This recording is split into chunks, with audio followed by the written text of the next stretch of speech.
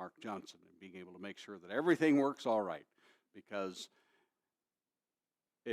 there's a lot of work that goes into it, and it seems the words. There's a couple empty chairs up here if you need to sit closer.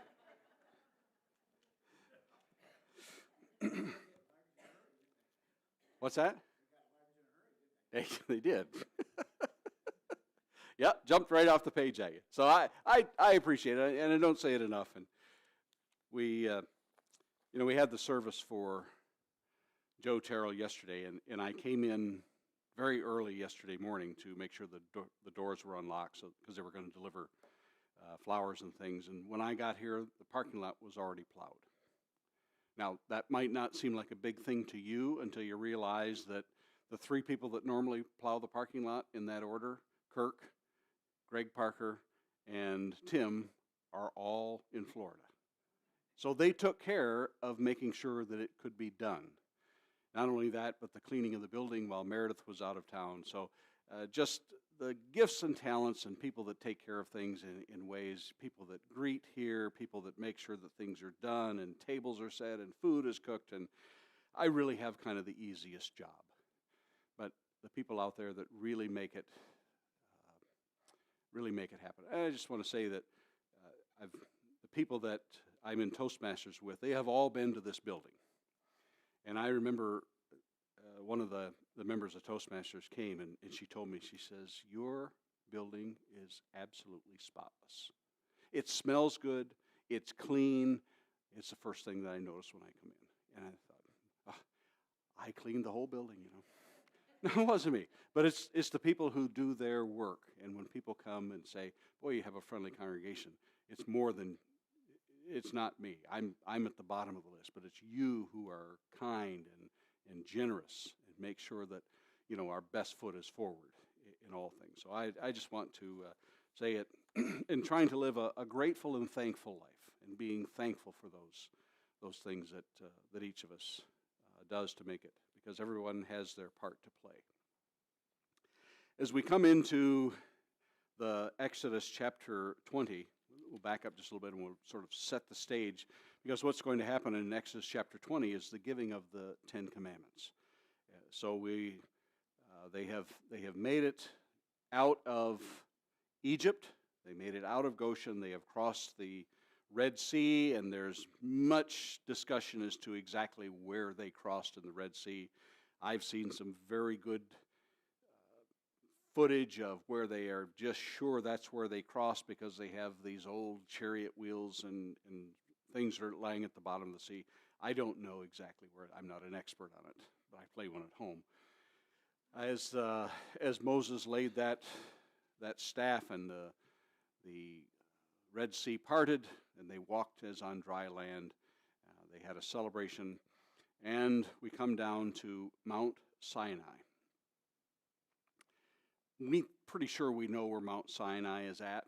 There's always, when someone says that we're sure it's here, someone says, no, that can't possibly be it. So we won't. It'd be nice to go into that, and we'll all buy tickets and go over there one day and take the tour. But we come to Exodus chapter 20. And Moses is going to be taken up to the top of the mountain, and God is going to give him the Ten Commandments. The same Ten Commandments, well, God wrote it with his finger. There's two instances in the Bible to where God writes. Do you know where those are at?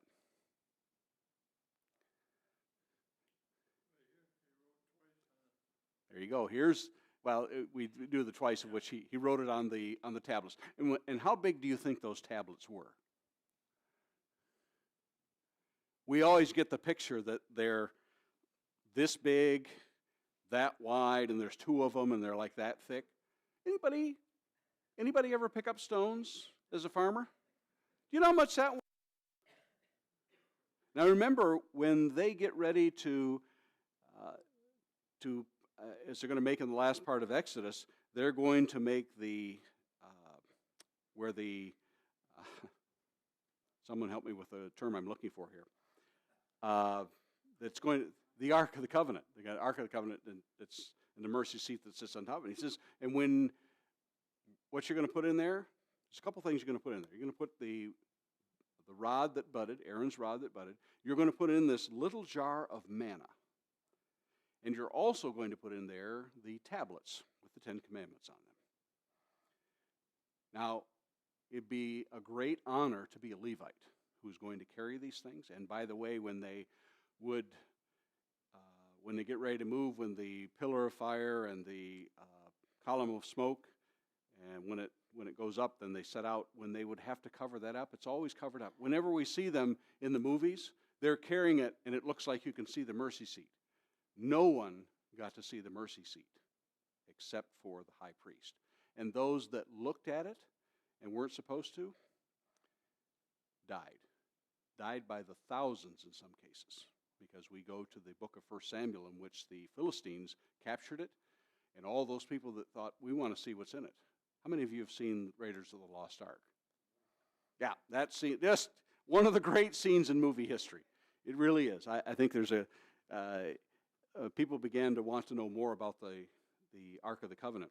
But when they were getting ready to move it, the tradition was that they would walk backwards so that no one would see it. Remember, it was behind the veil, that same veil that was torn in two when Jesus was crucified. They would go and they would throw that blue, I want to call it a tarp, but it's a blue cloth over top of it so no one would see it. And then they put the poles into it, they carry it. And it was smaller than this. But in all of this, Moses receives his instructions. But right here, these 10 Commandments are the same 10 Commandments that were, another copy was made later, but because Moses threw those down and broke them. But those same 10 Commandments, and now in English, the same 10 Commandments that we find on our government buildings in Washington, D.C., carved right into the doors. Imagine when they become up in arms and they want to tear those out because they say, we just don't want to see the 10 Commandments anymore. The same 10 Commandments that are in Alabama that force one of the men on the high court in Alabama to take those out. We just have no tolerance for the 10 Commandments because they're religious. But the basis of what we have for a law is based on the 10 Commandments. I have a little sheet, and okay, here we have.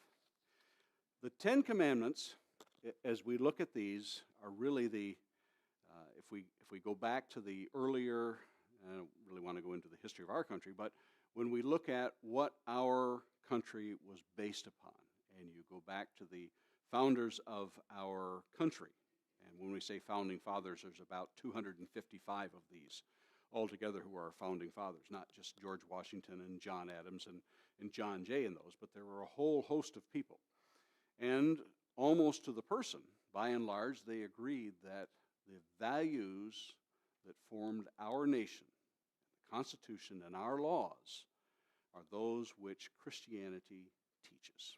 Now, you'll hear people say that it's Judeo-Christian values. That's what they call it today. It wasn't Judeo-Christian, because remember, Jews could not hold office in the United States, nor could Catholics. Read your history. That's what they say. But it was based upon, by and large, what the New Testament taught. These were the values that Christ taught. And Christ taught about the 10 Commandments. So the 10 Commandments that we have, and the first four, the first one really is, I am the Lord. We talked about this a little bit last week. I am the Lord your God. Exodus chapter 20, verse 2. I am the Lord your God who brought you out of the land of Egypt, out of the house of slavery. There's the very foundation. Now, some people might erroneously think that these were the first set of laws that were ever made in the world. Well, they weren't. How many of you know about the Hammurabi, the Code of Hammurabi?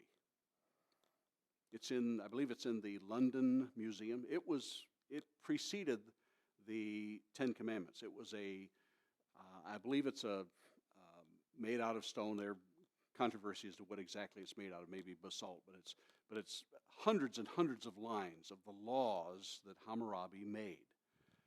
And it was a code that they have. We think, well, see that? They knew about laws. But there are others besides the Hammurabi, and I have them listed here, the code of Ur-Nammu of Ur. And Ur of the Chaldees is where Abraham. And I'm telling you this all for a reason. The code of Lipit Ishtar of Isin, the laws of Eshuna, written by Bilalama or by Dadusha. This will be on the test, by the way. Another collection which Martha Roth calls a Law of X, which may simply be the end of the code of Urim-Nammu.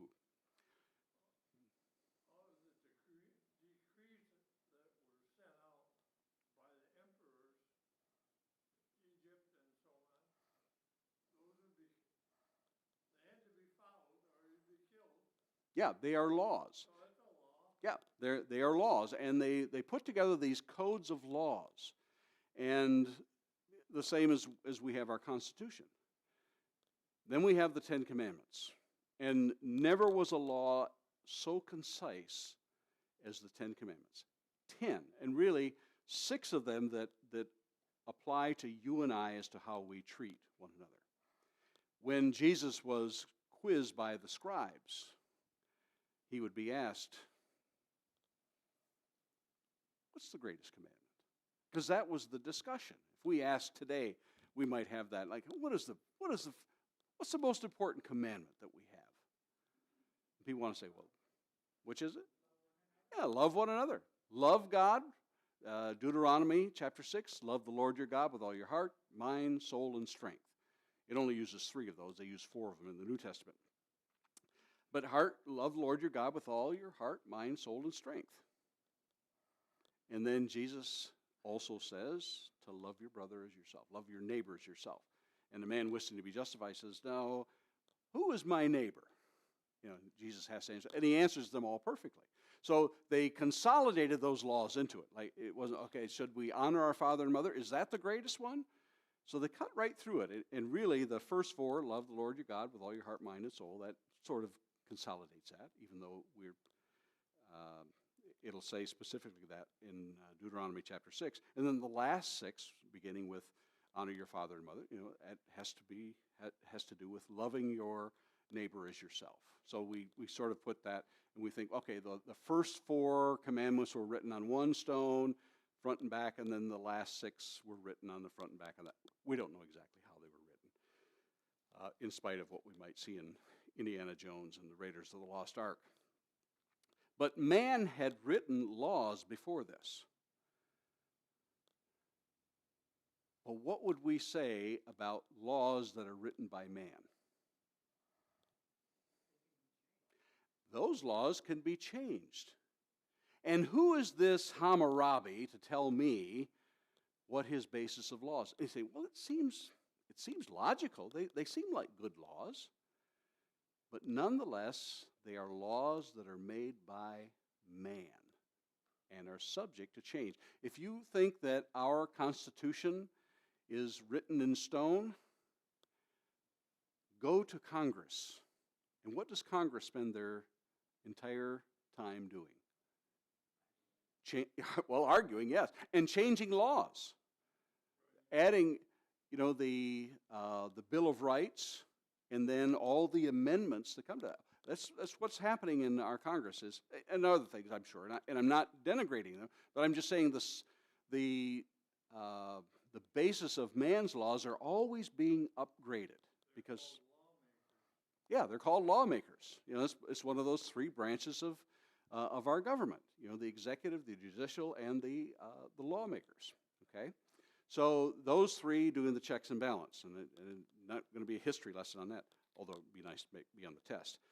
But all of these laws, and Hammurabi it's in the London Museum, I believe, of History. It's thought to be a great thing, but it is still man's laws. And now we have the 10 Commandments. Now, who would like to argue with God about these 10 Commandments? Because God begins by saying, I am the Lord. I am Jehovah, your Elohim. I am not one of those that looks like a cow or a snake or the Nile or anything else. Because remember, these Israelites have been in bondage for all these years. and they have been absorbing the culture of the Egyptians. And if you don't think they were, while Moses is up getting the laws, you know what they're doing? Well, yeah, they're down there having a good time. As what's happened to this Moses, we don't know what happened to him. And when Aaron is asked, why did you make this little calf? He says, well, they didn't know what happened to you. And I threw this gold in the fire, and out came this idol. That little golden calf. Why? Why was the golden calf? Well, that's exactly what they had seen in Egypt. It was one of the gods that they had. They had to make something because, well, God has to look like something, doesn't he? He has to. But God says, I am the Lord your God who brought you out of the land of Egypt, out of the house of slavery. You shall have no other gods. And when it says gods here, it's Elohim, but we put a small g on that. There are no other gods beside me. And you shall not make for yourself a carved image or a likeness of anything. Anything. Anything. Does that mean anything? What part of any is like your parents would ask you. I don't even remember. What part of no don't you understand? You shall not make for yourself a carved image or any likeness of anything that is in heaven above, in the earth beneath, or in the water underneath the earth. Is there anything else? Is there a loophole built into that where they say, well, you didn't say inside of tree, or you didn't? No, he covered everything. It's not supposed to look like an animal or a crawling beast, or it's not going to look like the stars. You're not going to worship the sun, fish, nothing. He covered every aspect of this. Nothing left to guess. If he had not put that is in the water under the earth, then they could have said, well, you didn't say that. But really, when he said, you shall not make for yourself a carved image or a likeness of anything. Verse 3 should have been enough. It should have been enough. It should have been enough. But it's very comprehensive. He says, and you shall not bow down to them in verse 5 or serve them. For I, the Lord, I, Jehovah, your God, Elohim, am a jealous God. And the first God there in verse 5 is Elohim. The second one is El. And El is really the singular. I am the Lord. You're going to think, well, why is one plural and the other one singular? Well, that's the way that we identify that there's being only one God. But Elohim takes in, at that time, remember, you don't have the Father and the Son and the Holy Spirit until, when does one become a father? When you have children. So God is not the Father yet. He is the Ancient of Days. And this, who John said in John chapter 1, says, in the beginning was the Word. And the Word was God, and the Word was with God. So we have the Ancient of Days, as Daniel calls him, the Word and the Holy Spirit. Okay, that's the Elohim. That is there's not three gods, but there is three in one. He says, for I, the Lord your God, am a jealous God. Wait a minute.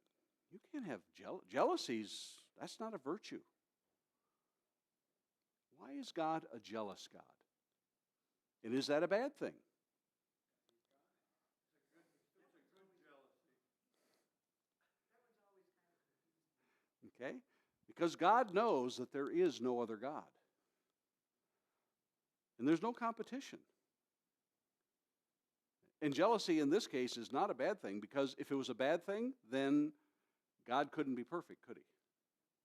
But God knows. God knows. It's if you talk to Dawkins, the famous atheist, when he talk about, well, where did everything come from? He'll ask us, well, who created your God?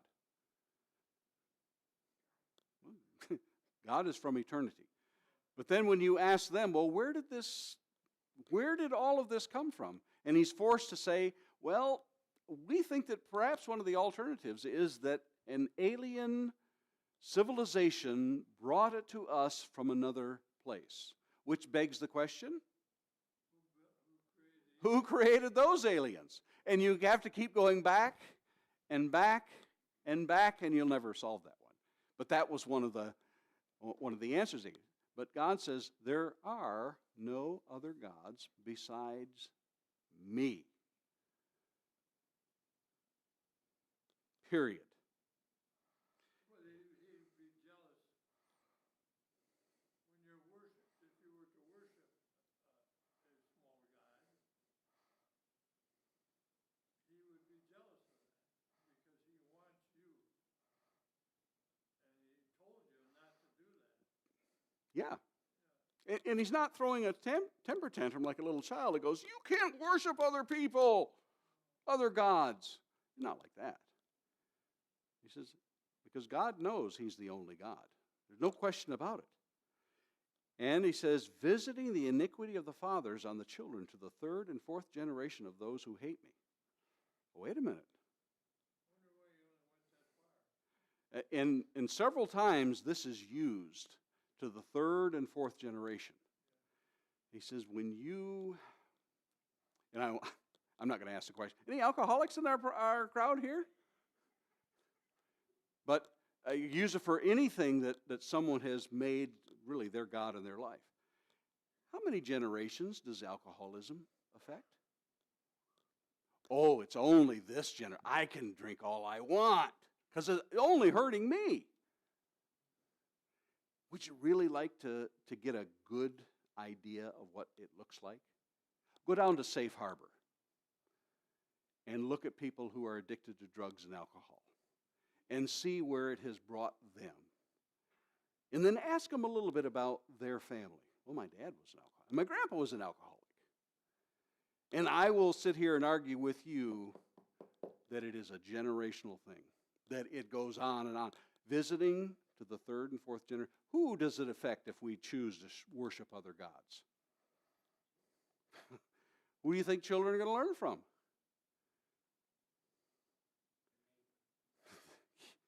Yeah, it could be. But it doesn't affect just you. It is going to affect the generations to come after this. And if anybody doesn't think that, they are fooling themselves. They had to learn a lesson. That entire generation, 20 years and younger, is going to survive it. But those 20 years and older, he says, nothing. I can't do anything with you people. Can't do anything with you. You're grumbling. You're given to idolatry. You were raised in Egypt, and I just can't. Yeah, it still is. But he says, I'm showing steadfast love to the thousands of those who love me and keep my commandments. He says, you shall not take the name of the Lord your God in vain, for the Lord will not hold him guiltless who takes his name in vain. That's a pretty tough one. Whenever I hear someone say, swear to God, swear to God, first thing that crosses my mind, and this is me, this is my own weakness, but whenever I hear someone say, I swear to God, that's the truth, you know the first thing that I say? No, it's not. Because you're trying to convince me of something you don't need to convince me of. If you just say your yes is your yes and your no is your no. And some people, when they go into court and they're asked to testify and they say, do you swear to tell the whole truth, the whole truth, and nothing but the truth? And some people will say, I'm not allowed to swear, but I will affirm that everything that I'm saying is a yes and a no. I affirm that whatever I do is telling the truth. It stopped everything, and he said, what's the problem? And I said, I can't do that. I'm not supposed to swear to him. And so he said, okay, we'll ask you to affirm. Yeah, it's one of those. And, and it's not just that, but it goes so much deeper when he says, you shall not take the name of the Lord your God in vain. And that means really every aspect of your life. If you call yourself a Christian and you are not beholden, it doesn't mean you can't fall, but if you go out and do that, what are you doing to God's name? You have taken his name in vain. By claiming to be one thing, that's what hypocrisy does. He says, remember the Sabbath day to keep it holy. 6 days you shall labor and do work, but the seventh day is a Sabbath to the Lord. On it you shall not do any work. you or your son or your daughter or your male servant, your female servant, or your livestock, your sojourner who is within your gates. And here's the one where he gives the reason why. He says, for in 6 billion years the Lord made the heaven and earth, the sea, and all that is in them. And he rested on the 7th billion years. Yours doesn't, neither does mine. But if you're into the gap theory and the day age, that makes perfect sense to you. But that's not what God says. God says this. For, let's see, for in 6 days, not 6,000 years, not 6 million, billion, 6 days. And a day is a day in Exodus 20, the same as it is in Genesis 1. Hebrew scholars will tell you that why is that the only place in the entire Bible to where you get to make day, not a day? For in 6 days the Lord made the heaven and earth, the sea, and all is in them, and rested on the 7th day. Therefore the Lord blessed the Sabbath day and made it holy. Who? If this carbon count means anything, God can create anything to look like anything. So he could have created carbon to look old. I mean, it doesn't matter. Still, he created it. He created everything full grown, yeah, in the beginning. And so when he says this, who is the Sabbath for?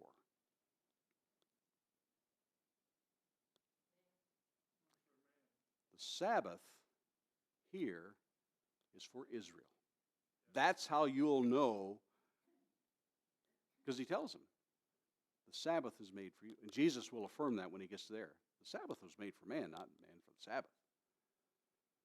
The Sabbath is what identified, just like circumcision is what identified the Hebrews. So, if that was true for the Hebrews for circumcision then it must be true today if we want to use that same, well, the Sabbath hasn't been done away. No, the Sabbath is what identified the Jew, but these are Israelites. They won't become Jews until they go into captivity. That's what identifies them. We're not Jews today. We're not beholden to the law as a source of justification. That's why we don't observe the Sabbath today, because the Sabbath is what identified them as Jews. Now he gets into the, how many bells have rung? That's the second one. I had to ask.